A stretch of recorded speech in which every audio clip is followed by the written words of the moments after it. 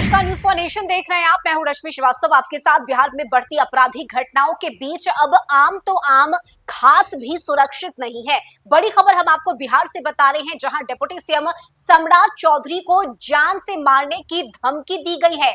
24 घंटे का अल्टीमेटम मिला है सम्राट चौधरी को, और ये धमकी भरा मैसेज सम्राट चौधरी के समर्थक के फोन पर आया है। फोन पर संदेश भेजा गया है अपराधी की तरफ से, जिसमें जान से मारने की धमकी दी गई है। साथ ही इस संदेश में लिखा गया है कि मैं 24 घंटे का अल्टीमेटम दे रहा हूं, जान से मार दूंगा, सच कह रहा हूं।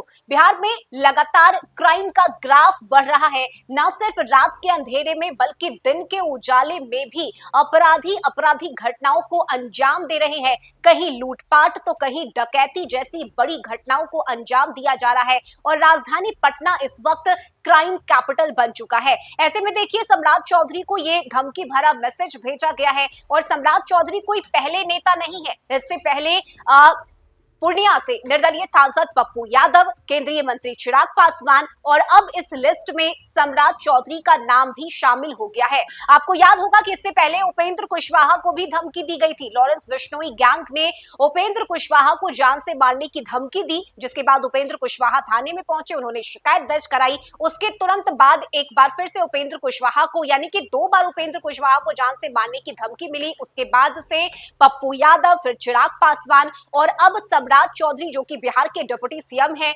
उन्हें जान से मारने की ये धमकी दी गई है। सम्राट चौधरी के एक समर्थक के फोन पर मैसेज भेजते हुए लिखा गया है कि मैं 24 घंटे का अल्टीमेटम दे रहा हूं। बिहार में जहां एक तरफ लगातार आपराधिक घटनाएं बढ़ रही है, वहीं इसे लेकर विपक्ष भी हमलावर है।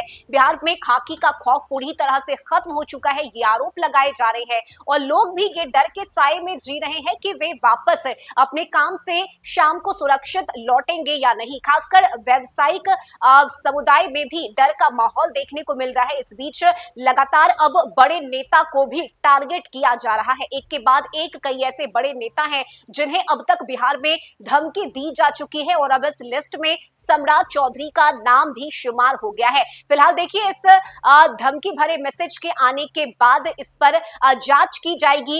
ये देखा जाएगा कि आखिर ये मैसेज भेजने वाला शख्स कौन है जिसने 24 घंटे का अल्टीमेटम सम्राट चौधरी को दिया है। फिलहाल ये जांच का विषय है, लेकिन बड़ा सवाल ये है कि आखिर बिहार में इन अपराधियों के अंदर से कानून और प्रशासन का खौफ इस कदर खत्म हो गया है कि ये अब अपराध करने से डर भी नहीं रहे हैं।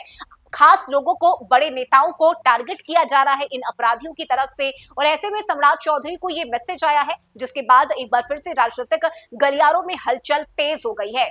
तो एक के बाद एक लगातार बिहार में आपराधिक घटनाओं को अंजाम दिया जा रहा है, और ऐसे में अब बड़े नेताओं को भी टारगेट किया जा रहा है। सम्राट चौधरी को यह धमकी भरा मैसेज दिया गया है। फिलहाल देखना होगा कि जांच में क्या कुछ बातें निकलकर सामने आती है, और पुलिस जब जांच करती है तो ये शख्स कौन है जिसने सम्राट चौधरी को टारगेट किया है। क्या ये एक राजनीतिक साजिश है या फिर किसी आपराधिक तत्वों के द्वारा ये मैसेज भेजा गया है, फिलहाल ये जांच का विषय है। इस खबर में अभी के लिए बस इतना ही। न्यूज फॉर नेशन पर खबरों का सिलसिला जारी रहेगा। नमस्कार।